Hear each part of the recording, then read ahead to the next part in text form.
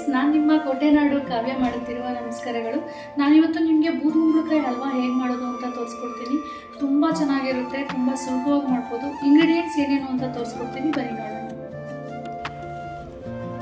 ನಾನಿವತ್ತು ಬೂದುಗುಂಬಳಕಾಯಿ ಹಲ್ವಾ ಮಾಡಲಿಕ್ಕೆ ಏನೇನು ಇಂಗ್ರೀಡಿಯೆಂಟ್ಸ್ ತೊಗೊಂಡಿದ್ದೀನಿ ಅಪ್ಪ ಅಂದರೆ, ಫಸ್ಟು ಬೂದುಗುಂಬಳಕಾಯಿನ ತುರ್ಕೊಂಡು ಇಟ್ಕೊಂಡಿದ್ದೀನಿ. ಅದರಲ್ಲಿ 1 ಕಪ್ ಆಗೋಷ್ಟು ಸಕ್ಕರೆ ತೊಗೊಂಡಿದ್ದೀನಿ, 2 ಟೇಬಲ್ ಸ್ಪೂನ್ ತುಪ್ಪ ತೊಗೊಂಡಿದ್ದೀನಿ, 2 ಏಲಕ್ಕಿನ ಪುಡಿ ಮಾಡಿ ಇಟ್ಕೊಂಡಿದ್ದೀನಿ, ಗೋಡಂಬಿ ದ್ರಾಕ್ಷಿನ ತೊಗೊಂಡಿದ್ದೀನಿ. ಇಷ್ಟೇ ಇಂಗ್ರೀಡಿಯೆಂಟ್ಸ್ ಫ್ರೆಂಡ್ಸ್ ಬೇಕಾಗಿರೋದು. ಈಗ ಹೇಗೆ ಮಾಡೋದು ಅಂತ ತೋರಿಸ್ಕೊಡ್ತೀನಿ, ಬನ್ನಿ. ಈಗ ದಪ್ಪ ಇರುವಂಥ ಬಾಣಲಿನೇ ಇಟ್ಕೋಬೇಕು, ಯಾಕೆಂದರೆ ಇವಾಗ ನಾವು 2 ಕಪ್ ಇರೋಷ್ಟು ಇದು ಬೂದುಗುಂಬಳಕಾಯಿನ ತುರ್ಕೊಂಡಿದ್ದೀನಲ್ವಾ, ಇದನ್ನು ನಾವು ಸುಮಾರು ಹೊತ್ತು ಬೇಯಿಸ್ಬೇಕಾಗುತ್ತೆ.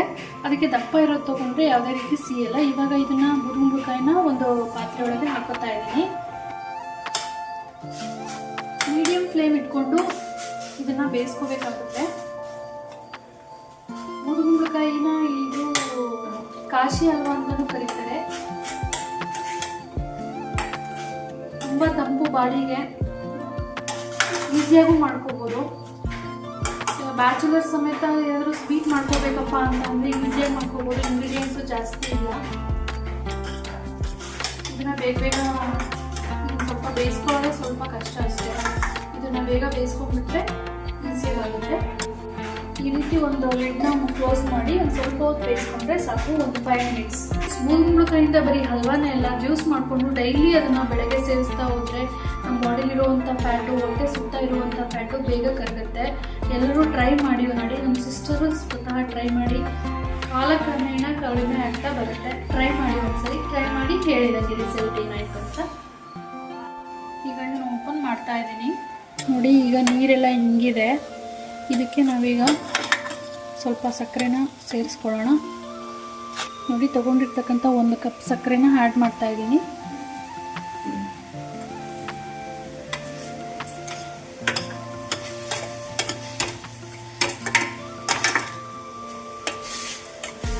ಇವಾಗ ಸಕ್ಕರೆ ಹಾಕಿದ್ಮೇಲೆ ಸ್ವಲ್ಪ ನೀರಿನ ಅಂಶ ಬಿಟ್ಕೊಳ್ಳುತ್ತೆ. ಅದೆಲ್ಲ ಹಿಂಗೋವರೆಗೂ ನಾವು ಸ್ವಲ್ಪ ಹುರ್ಕೋಬೇಕಾಗುತ್ತೆ. ಇದೇನಿಲ್ಲ, ಇನ್ನೊಂದು ಬೇರೆ ಅಡುಗೆನೂ ಮಾಡಿಕೊಂಡು ಇದನ್ನು ಮಾಡ್ಬೋದು, ಸುಲಭ. ಇದು ಒಂದನ್ನೇ ಮಾಡಬೇಕಪ್ಪ ಅನ್ನೋದೇನಿಲ್ಲ. ಬೇರೆ ಅಡುಗೆನೂ ಮಾಡ್ಕೊತಾನೆ ಒಂದು ಕಡೆ ಇದನ್ನು ಮಾಡ್ಕೊಬೋದು. ಅರ್ಜೆಂಟಿಗೆ ಬರ್ಡೇ ಪಾರ್ಟಿಗೆ ಏನಾದರೂ ಸ್ವೀಟ್ ಮಾಡಬೇಕಪ್ಪ ಅಂದರೆ ಎಲ್ಲರೂ ಬರೀ ಕೇಸರಿ ಭಾತು ಅದು ಇದು ಮಾಡ್ತಾರೆ.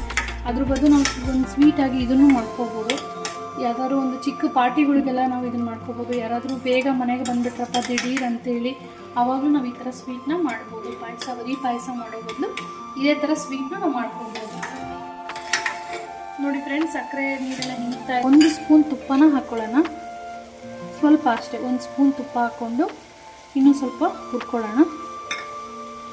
ತುಪ್ಪ 3 ಸ್ಟೇಜಾಗಿ ಹಾಕಬೇಕು. ಈ 1 ಸ್ಪೂನ್ ನಾನು ಆಲ್ರೆಡಿ ಹಾಕಿದ್ದೀನಿ. ಇನ್ನೊಂದು ಸ್ವಲ್ಪ ಹೊತ್ಬಿಟ್ಟು ಇನ್ನೊಂದು ಸ್ಪೂನ್ ಹಾಕಿ, ಮತ್ತು ನಾವು ಗೋಡಂಬಿ ದ್ರಾಕ್ಷಿನ ಹುರ್ಕೋತೀವಲ್ಲ, ಆವಾಗ 1 ಸ್ಪೂನಲ್ಲಿ ಹುರ್ಕೊಂಡು 1 ಸ್ಪೂನ್ ತುಪ್ಪದಲ್ಲಿ ಹುರ್ಕೊಂಡು ಮತ್ತೆ ಅದನ್ನು ಇದರಲ್ಲಿ ಹಾಕ್ಕೋಬೇಕು. ಕಲರ್ ಚೇಂಜ್ ಆಗಿದೆ ನೋಡಿ. ಇದು ಇವಾಗ ಆಲ್ರೆಡಿ ಹಾಕ್ತಾ ಇದೆ, ಫೈನಲ್ ಸ್ಟೇಜಲ್ಲಿದೆ ಅಂತ. ತುಂಬ ಚೆನ್ನಾಗಿರುತ್ತೆ ಟೇಸ್ಟು. ಏಲಕ್ಕಿ ಪುಡಿನ ರುಬ್ಕೊಂಡಿದ್ದಲ್ವ, ಇದನ್ನು ನಾನು ಇವಾಗ ಸೇರಿಸ್ಕೊತಾ ಇದ್ದೀನಿ. ಏಲಕ್ಕಿ ಪುಡಿನ ಎಂತಕ್ಕಪ್ಪ ಹಾಕೋತೀನಿ ಅಂದರೆ ಸ್ವಲ್ಪ ಡೈಜೆಷನ್ಗೂ ಹೆಲ್ಪ್ ಆಗುತ್ತೆ ಮತ್ತು ಫ್ಲೇವರ್ ಚೆನ್ನಾಗಿರುತ್ತೆ. ಸೊ ಹಂಗಾಗಿ ನಾನು ಏಲಕ್ಕಿನ ಗಟ್ಟಿ ಆಗ್ತಾ ಇದೆ.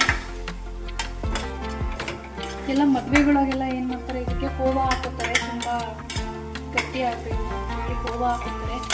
ಆದರೆ ಕೋವಾ ಇಲ್ಲ. ಮತ್ತು ಕೇಸರಿನೂ ಯೂಸ್ ಮಾಡ್ತಾರೆ.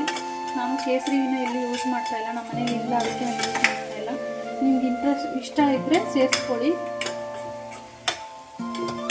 ನಾನು ಸುಲಭವಾಗಿ ಬೇಗ ಇಂಗ್ರೀಡಿಯೆಂಟ್ಸ್ ಕಮ್ಮಿ ಇರೋದ್ರಲ್ಲಿ ತೋರಿಸ್ತಾ ಇದ್ದೀನಿ ಹೇಗೆ ಮಾಡ್ಕೋಬೋದು ಅಂತ. ನೋಡ್ತಾ ಇರ್ಬೋದು, ನಾನೀಗ ಇನ್ನೊಂದು ಸ್ಪೂನ್ ತುಪ್ಪನ ಸೇರಿಸ್ಕೊತಾ ಇದ್ದೀನಿ. ಅದಕ್ಕೆ ನಾನೀಗ ಗೋಡಂಬಿ ದ್ರಾಕ್ಷಿ ಹಾಕೋಕ್ಕೆ ಇನ್ನೊಂದು 2 ಸ್ಪೂನ್ ತುಪ್ಪನ ಹಾಕೋತಾ ಇದ್ದೀನಿ. ಈಗ ನಾನು ಆಫ್ ಮಾಡ್ಕೋತಾ ಇದ್ದೀನಿ. ಇದಕ್ಕೆ ನಾನು ಗೋಡಂಬಿ ದ್ರಾಕ್ಷಿ ಹಾಕೊಂಡು ಫ್ರೈ ಮಾಡ್ಕೋತಾ ಇದ್ದೀನಿ. ಈ ರೀತಿ ಫ್ರೈ ಮಾಡಿಕೊಂಡು ಕಲರ್ ಚೇಂಜ್ ಆಗೋದು ಉಟ್ಕೋಬೇಕು. ಇರ್ತಕ್ಕಂಥ ತುಪ್ಪ ನಾವು ಸೇರಿಸ್ತಾ ಇದ್ದೀನಿ. ಈಸಿ ಫ್ರೆಂಡ್ಸ್, ಹಲ್ವಾ ಮಾಡ್ಕೊಳ್ಳೋದು. ಬೇಗ ತುಪ್ಪ ಬಿಟ್ಕೊಳುತ್ತೆ. ಇದು ತೋರಿಸ್ತೀನಿ. ಸುಮ್ಮನೆ ಬಿಡಬಾರ್ದು, ಇದು ಹಿಂಗೆ ಇದು ಹುರ್ಕೋತಾನೆ ಇರಬೇಕು, ಇಲ್ಲಾಂದರೆ ಗಟ್ಟಿಯಾಗಿಬಿಡುತ್ತೆ, ತವ ಇಟ್ಕೊಂಡ್ಬಿಡುತ್ತೆ. ನೋಡಿ ಫ್ರೆಂಡ್ಸ್, ಇದು ಆಲ್ಮೋಸ್ಟ್ ಆಗಿದೆ, ತುಪ್ಪ ಬಿಟ್ಕೋತಾ ಇದೆ. ಇದನ್ನ ಈಗ ಒಂದು ಬೌಲಿಗೆ ಸರ್ವ್ ಮಾಡಿ ತೋರಿಸ್ತೀನಿ. ಇಷ್ಟೇ ಪ್ರೋಸೆಸ್ ಇದ್ರದ್ದು.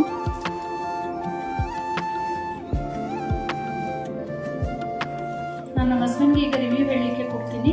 ನೋಡಿ ಅವ್ರು ಯಾವ ಥರ ಇದೆ ಅಂತ ಟೇಸ್ಟ್ ನೋಡಿ ಹೇಳ್ತಾರೆ. ಹೇಗಿದೆ ಅಲ್ವಾ ಹೇಳ್ತೀರಾ? ರಿವ್ಯೂ ಕೊಡ್ತೀರಾ ರವಿ ಕಿರಣ್ ಅವರೇ?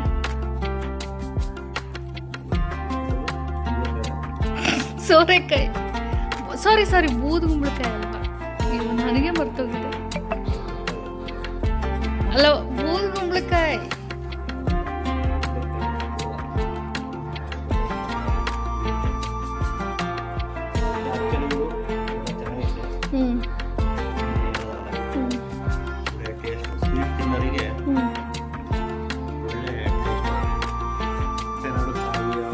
ಯೂಟ್ಯೂಬ್ ಚಾನಲ್ನ ಸಬ್ಸ್ಕ್ರೈಬ್ ಮಾಡಿ. ಇನ್ನು ಯಾರ್ಯಾರು ಸಬ್ಸ್ಕ್ರೈಬ್ ಮಾಡಿದ್ರು ಪ್ಲೀಸ್ ಅವ್ರಿಗೆ ಸಬ್ಸ್ಕ್ರೈಬ್ ಮಾಡಿ, ಅವ್ರಿಗೊಂದು ಸಪೋರ್ಟ್ ಮಾಡಿ, ಹಾಗೆ ಬೆಲ್ ಐಕಾನ್ನ ಕ್ಲಿಕ್ ಮಾಡಿ. ಥ್ಯಾಂಕ್ ಯು ಕಾವ್ಯಶ್ರೀ ಅವರೇ.